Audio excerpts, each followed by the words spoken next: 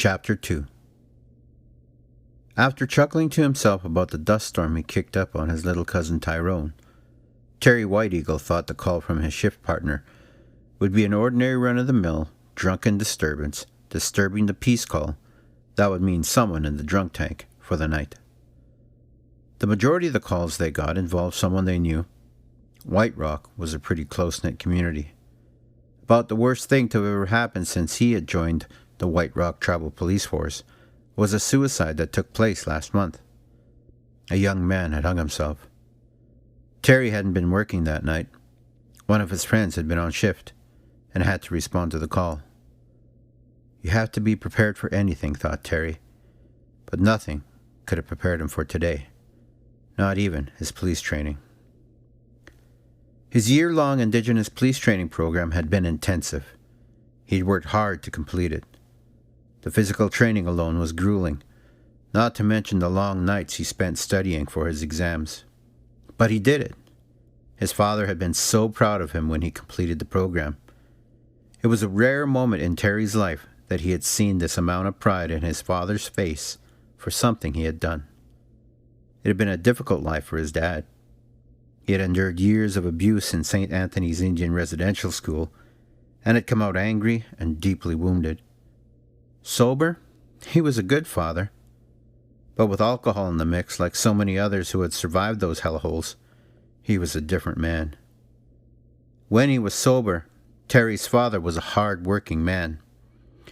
Although he had grown up to be afraid of his father's drinking ways, he loved the man his father had become in the end. Dad's life had suddenly changed. The week-long drinking binge stopped. The cursing stopped. The violence and anger disappeared. His father had changed. Just like that, life in the White Eagle home got better. The angry, wounded man became a man who loved, and loved dearly. Terry knew the reason for the change. He just never believed in Jesus the way his father did. He couldn't understand why his dad would follow after the same God that the priests and nuns represented in that place of torment called St. Anthony's. Soon after his conversion, his father had taken an interest in the lives of his 3 boys and daughter. Where it had seemed like a death sentence had once hung over their home, suddenly there was life. And with it came the chance for the dreams of a little boy to become reality. Terry knew that. Living the dream is what Terry would always say to his colleagues whenever they complained about the long hours and paperwork. Sometimes, though, dreams can quickly become nightmares. What made this call strange from the get-go was the fact that it was out on the north end of the community, out on a small road that led to the rapids just downstream from White Rock. It was the place where families, boys, and young men from the community would go to so that they could fish the rapids or have a scenic day picnic. White Rock River was one of the few rivers remaining where the fishing and scenery was still spectacular. It was idyllic. The bumpy gravel trail stretched north along the river's edge. We never get called out here, thought Terry, as he guided the hulking police cruiser carefully down the narrow trail. Instinctively, he knew this was not going to be a regular police call.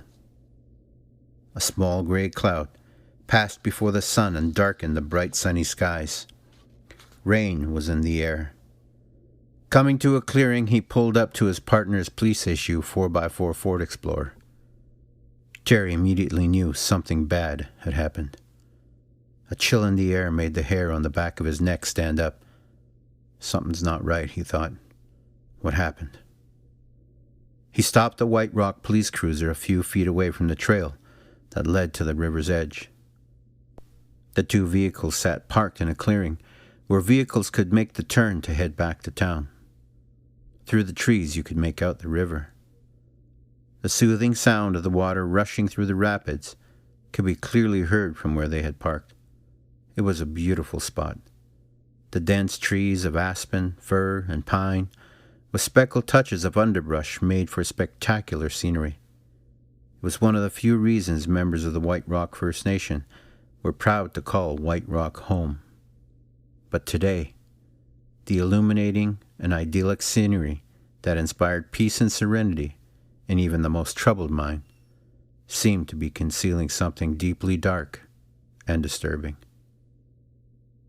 Dale, his shift partner, walked slowly up to Terry's cruiser. He looked visibly shaken. Behind him stood two boys with their fishing poles, ashen pale. Coupled with Dale's, their faces told a grim and terrible story. A cold darkness enveloped Terry. "Terry," he said, his voice trembling as Terry put his power window down. "It's bad." "What is it?" asked Terry with a slight tremor in his voice. He'd never seen Dale like this. The funny guy who could crack a joke at everything was gone, replaced by the spooked man in front of him. "Them two boys, my cousins, came down this morning to do some fishing. One of them had his iPhone so that he could get some video for their YouTube channel. He says he went up that way," said Dale, motioning with his lips upstream. "But he says when he got there he saw something white under the bushes. He says it seemed weird, so he went in closer to see." Terry looked toward the bushes where Dale had pointed with his lips. "Yeah, okay," said Terry, waiting to hear more. "Terry," said Dale as his voice tailed off. "What, man? Come on.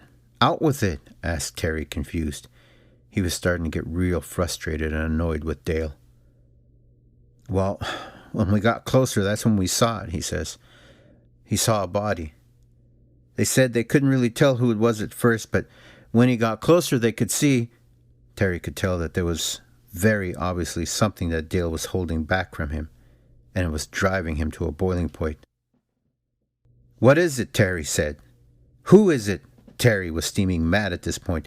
"Come on, Dale, stop messing around and get to the point," said Terry, who was practically screaming at this point. "Who is it?" Dale hesitated. He looked away and couldn't look Terry in the eyes.